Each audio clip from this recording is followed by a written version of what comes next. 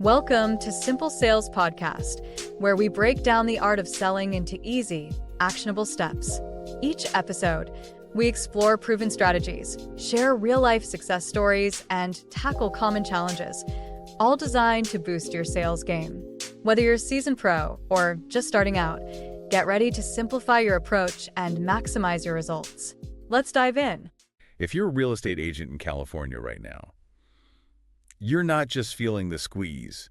You're likely feeling this, immense, unrelenting pressure. The market's really shifted underfoot. It really has. We've been hearing it from so many of you. The current landscape, it's a brutal test, honestly. Let's just call it like it is. We've got more inventory hitting the market finally, but it's not actually leading to more sales, is it? No, not at all. That's the paradox. And interest rates, okay, they've stabilized maybe, but they're still tight, stuck around that, 6.5 to 7% mark? Stubbornly stuck, yeah. That range seems to be the new normal for now. So buyers are stalled, just waiting. Sellers, they seem shocked their homes aren't, flying off the market like in 2021. There's a definite disconnect from that recent memory. And you, the agent, you're stuck right in the middle, just trying to keep this frozen engine moving somehow. So our mission with this deep dive today is really to cut through that noise, give you some clarity, hopefully some tactical steps you can use, like today, and maybe help shift your mindset a bit to not just survive, but actually stay profitable, stay relevant in these conditions. And what's truly fascinating here, I think, is how fundamentally different the reality of California real estate feels now compared to just a couple of years back. Totally different. You mentioned inventory is up. And on paper, yeah, that sounds good, like a rebalancing, but the homes just aren't moving. There's no velocity. Right. And those rates hovering above 6.5%, 7%, they're not just impacting things slightly, they are significantly impacting affordability for a huge chunk of potential buyers. A huge chunk. And then there's this other layer complicating everything. Prices are still, pretty inflated from that COVID-era surge. Still high. But sellers, and you can understand it, they're holding firm. They don't want to drop their prices. Yeah, that's a tough conversation. So the consequence, what we see on the ground, listings are sitting longer. Days on market are climbing steadily. Offers, they're thin. Sometimes non-existent. Yeah. This is exactly what we mean by a dry market. There's product, maybe even plenty of it, but demand is just sluggish. No urgency. No urgency at all. No frenzy. Just this sort of palpable hesitation everywhere. Right. And here's a critical point. When the market slows down like this, the expectations on agents, they don't go down. Paradoxically, they skyrocket. Okay, here's where it gets really interesting, I think. Because that pressure you mentioned, it's not just real, it feels like it's growing week by week. Absolutely. Think about your day-to-day if you're listening. You've got listing clients who aren't just disappointed. They might be blaming you when the showings are slow or when there are no offers. It becomes personal. Totally. And then on the flip side, you've got buyers. They're already stretched thin and they're demanding what feel like miracles, right? Rate buy-downs, big concessions, just to make the numbers work. They need help bridging that affordability gap. And your CMAs, your comparative market analyses, they used to be pretty straightforward now. They're incredibly hard to justify when the comps are scarce or feel outdated almost immediately. The data lags behind the sentiment sometimes. Exactly. And price reductions, which, let's be honest, are often necessary right now. They can feel like a personal failure, like a blow to your expertise. It's a tough pill to swallow. So what does this all add up to? Well, much longer lead cycles, way more follow-up needed, often without that immediate reward, and frankly, a lot higher emotional labor. It's draining. It really is. And from a business standpoint, Yeah. your marketing costs might be going up to get noticed. Lead conversion is definitely tougher. Your pipeline just feels sluggish, like moving through molasses. Yeah, a grind. But here's the thing to remember. It's not your fault the market shifted. It's just not. But it is absolutely your responsibility to adapt to it. That's the key distinction. This is that moment, where the average agent might just tap out, throw up their hands, say it's too hard, and the true professional, the pro, shows up, ready to redefine their value proposition. And if we connect this to the bigger picture, this market, it isn't a wall stopping you. It's more like a filter, a really powerful one. A filter. I like that. Yeah. Think about it. In a hot market, deals almost felt like they were falling into your lap, right? Like you were just taking orders sometimes. Easier times. But in a dry one like this, you have to earn every single deal. Every single one. So it's not just about working harder then. No, not just harder. It demands a fundamental shift, a strategic shift in your whole approach. Okay. Specifically, this market requires you to really sharpen your messaging. And I mean every word, online, offline.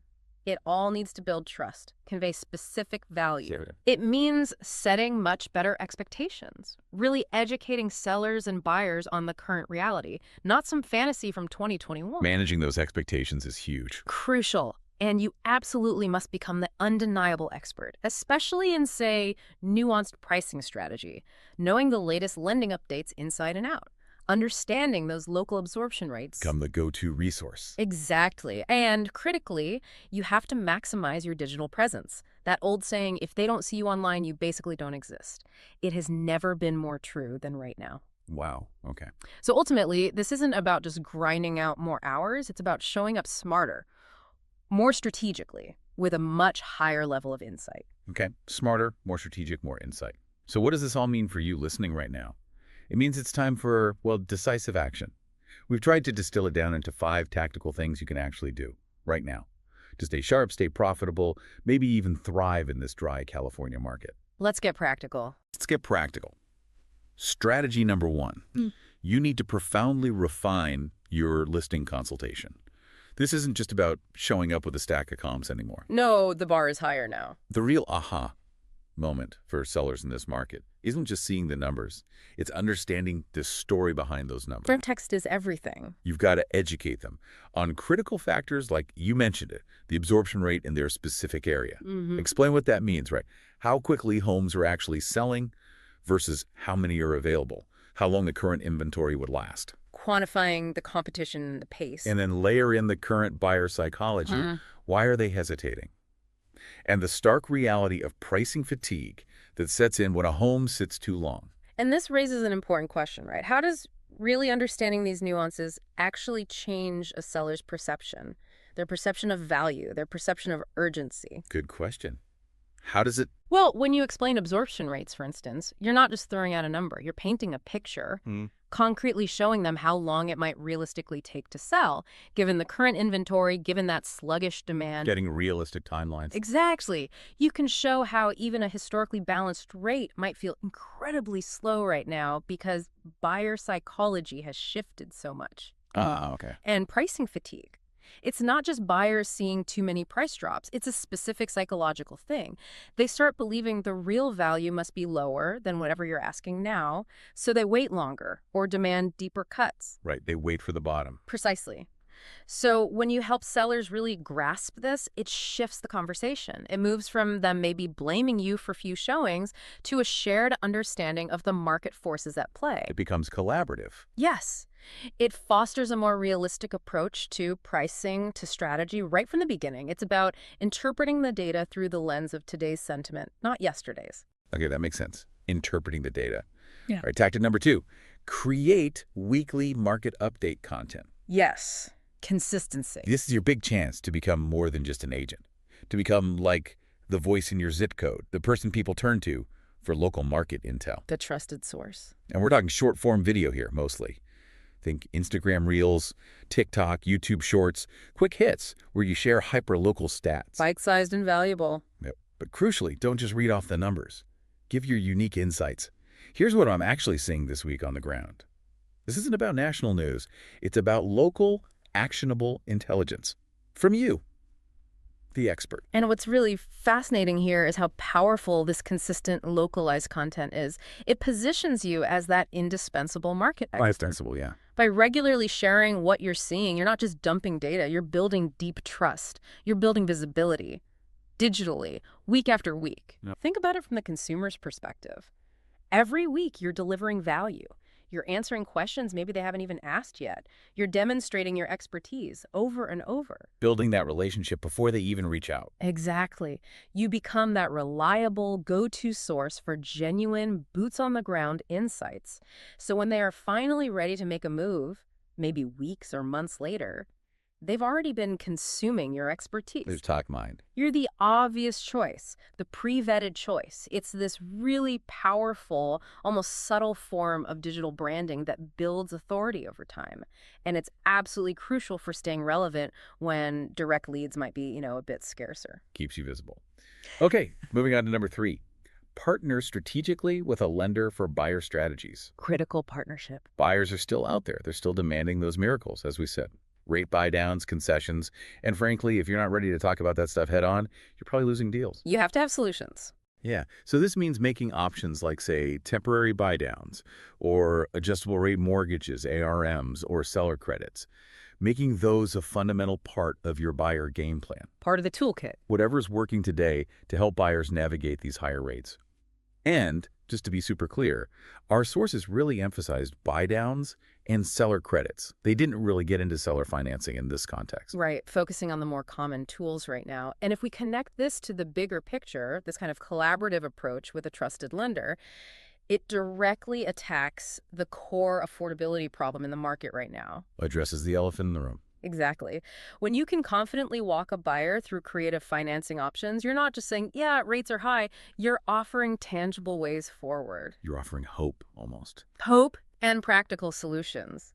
It transforms the conversation from, I can't afford this house, to, okay, let's explore how we might make this work using these tools. Much more productive. Way more productive. It empowers buyers. It gives them the confidence they need to actually move forward, even with current rates. And that's crucial for keeping deals flowing. Plus, it really differentiates you from agents who just shrug and say, rates are high, sorry. It shows you're a problem solver. You understand the financial side of today's market. Shows your value. Okay, strategy number 4. Simple idea, but maybe the hardest to execute consistently. Track and follow up on every single warm lead. The follow-up grind. It's real. It is. Yeah. Because in this market, leads are just slower to convert. There's no doubt. That immediate gratification we maybe got used to, it's not there right now. Patience is key. But here's the key insight. They will convert eventually. Many of them. The game has just shifted. It's a significantly longer cycle now. So you have to really emphasize, really stress the importance of persistent follow-up. And value-driven follow-up, not just nagging. Adding value each time. Do the one who stays in their inbox, stays top of mind, not just some fleeting memory from one phone call months ago. And this really raises an important point, I think, about the difference in relationship building. Slow market versus hot market. How so? Well, in a dry market like this, that consistent value-driven follow-up, it becomes less about closing the deal right now and much more about nurturing a long-term relationship. Playing the long game. Exactly. It's about being consistently present, offering little bits of value over time, building trust over weeks, maybe even months. It's a marathon, absolutely not a sprint. Right. And this approach, yeah, it feels slower in the short term, undeniably. But it cultivates much more loyal clients. It builds a far more resilient business in the long run compared to just chasing those quick, fleeting deals in a hot market. Makes sense. Building a foundation. A solid foundation. So when conditions do eventually shift, or when that particular lead is finally ready, you're the one they remember. You're the one they trust. Okay. Marathon, not a sprint. Okay. Got it. And finally, point number 5, audit your brand. You need to ask yourself a really critical question and be honest with yourself. Does my digital presence right now truly reflect the elevated level of professionalism and expertise that this market demands? Does it match the moment? Exactly. This isn't about being flashy or superficial. It's profoundly about showing up smarter, showing up more strategically online. It's making sure your virtual storefront, your website, your social media, your reviews is as robust, as trustworthy, as informative as you are in person. And what's truly fascinating here, again, is how a strong professional digital presence literally ensures you exist in the eyes of potential clients, especially now. When deals are slower, visibility is absolutely paramount. If they can't find you or don't like what they see, You're out of the running before you even knew you were in it. In a dry market, people are doing way more research. They're taking more time. They're scrutinizing every agent they consider. they have the time to be picky. Yeah, they do. And if your online presence isn't polished, isn't informative, doesn't scream professional expert, you're just not going to be found or, frankly, trusted. It's not just about getting leads anymore. It's about establishing your credibility, your expertise, before you even have that first direct conversation. Setting the stage. Absolutely crucial for standing out in a crowded, slow market. where every single advantage counts. Your digital presence, it's often your first impression now. And in this market, it needs to be your strongest impression. Wow. Okay. A lot to think about there. So what does this all mean for you listening right now? As you're navigating this market, we want to leave you with just a few thought questions, things to really reflect on, maybe chew on a bit. Time for introspection. Yeah. First, are you truly positioned as the undeniable market expert in your area? Or are you maybe just feeling like another agent, kind of waiting for leads to magically appear?